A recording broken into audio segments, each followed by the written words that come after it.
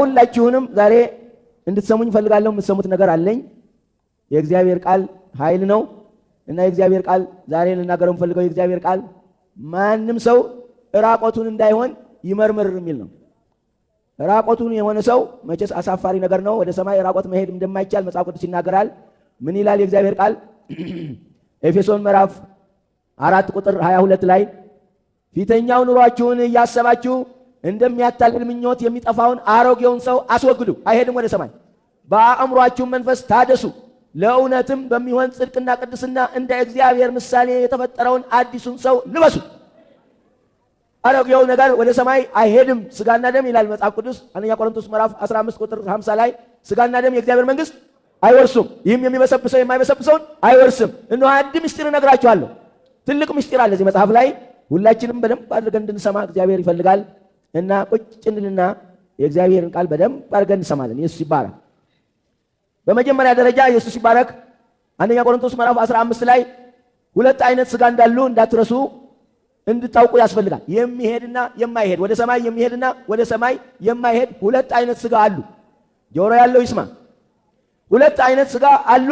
አንደኛው አፈር ነው የሚበላው፣ አፈር ነው የሚሆነው። አንደኛው ምስጥ ነው የሚበላው፣ ምስጥ የምስጥ ቀለብ ነው። አሜን።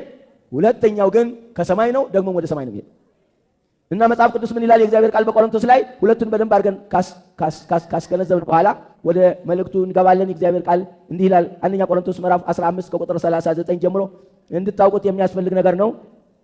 ምዕራፍ 15 ከቁጥር 39 ጀምሮ ያነባለሁ።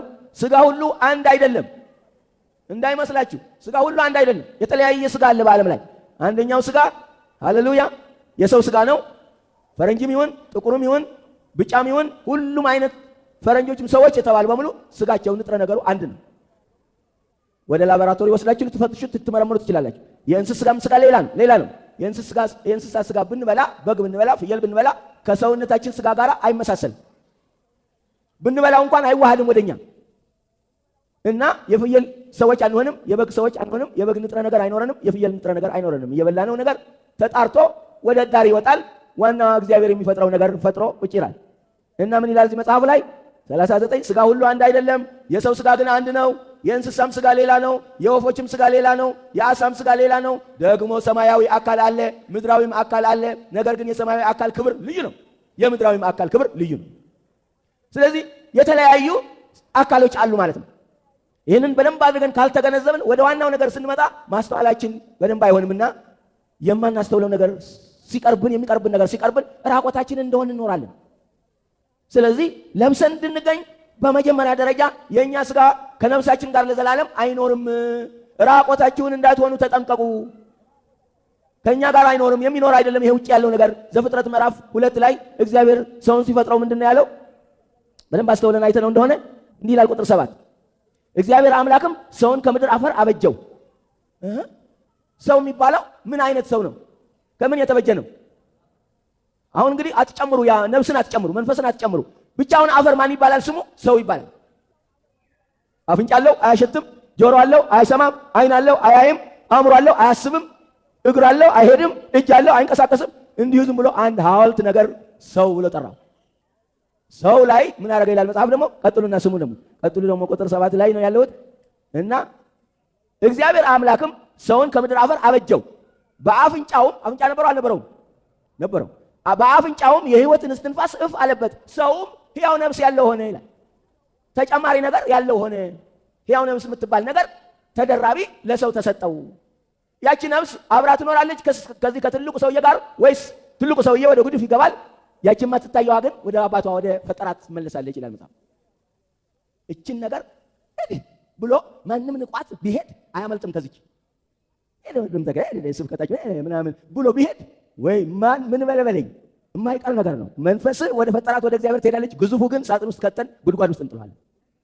ትልቁ ሰውዬ አሁን ይህን ትልቁ ሰውዬ ተማምናችሁ ወይ ሂድ ወዳላችሁ ቦታ እየሄዳችሁ አድርግ ወዳላችሁ ማድረግ የምትችሉ ራቆታችሁን እንዳትቀሩ ተጠንቀቁ፣ ይክዳችኋል። የሥጋን ፈቃድ ልትሰሩ አትችሉም። ወደ ቆሮንቶስ ልመልሳችሁና እንግዲያውስ የሁለተኛው ሥጋ ምን አይነት ነው ብለን እንድንል ወደ ቆሮንቶስ ልመልሳችሁ። ቆሮንቶስ ላይ የእግዚአብሔር ቃል ሲናገር ምንድን ነው ያለው? ምዕራፍ 15 ላይ ከቁጥር 40 ጀምሬ አነባለሁ።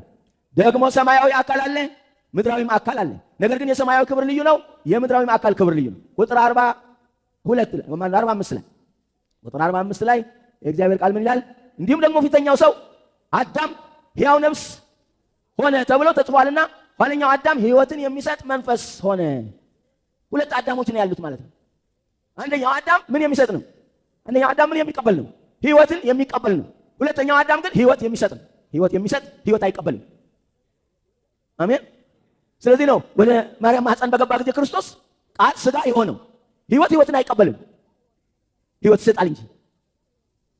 ሕይወትን ስለማይቀበል ክርስቶስ ምን ሆነ ይላል መጽሐፍ? ቃል ሥጋ ሆነ፣ ጸጋና እውነት ተሞልቶ በማርያም በኩል በመካከላችን አደረ፣ ስሙም አማኑኤል ተባለ። አማኑኤል ማለት እግዚአብሔር በሚጨበጥ በሚዳሰስ በመካከላችን ተገኘ ማለት ነው። ስለዚህ ሁለት ልብስ ማለት ነው።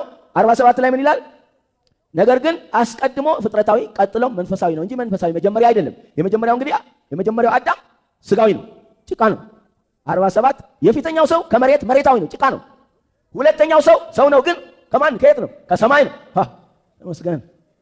አሁን ሁለት ሰዎች ነው ያሉት። እንግዲህ ወደዳችሁም ጠላችሁም ሁለት ሰዎች ነው ያሉት፣ ክርስቶስ የሚባል ሰውና አዳም የሚባል ሰው ነው። አዳም የራሱን ጭቃ እያባዛ ይሄዳል፣ ክርስቶስ ደግሞ የራሱን መንፈሳዊ ሰውነት እያባዛ ይሄዳል። እንዴት አድርጎ እንደሆነ እያየን ነው የምንሄደው። ከዛ በኋላ 49 ላይ ምን ይላል? አሜን። መሬታዊ እንደሆነ መሬታውያን የሆኑ ደግሞ እንዲሁ ናቸው። ምን ማለት ነው? ጭቃ ናቸው።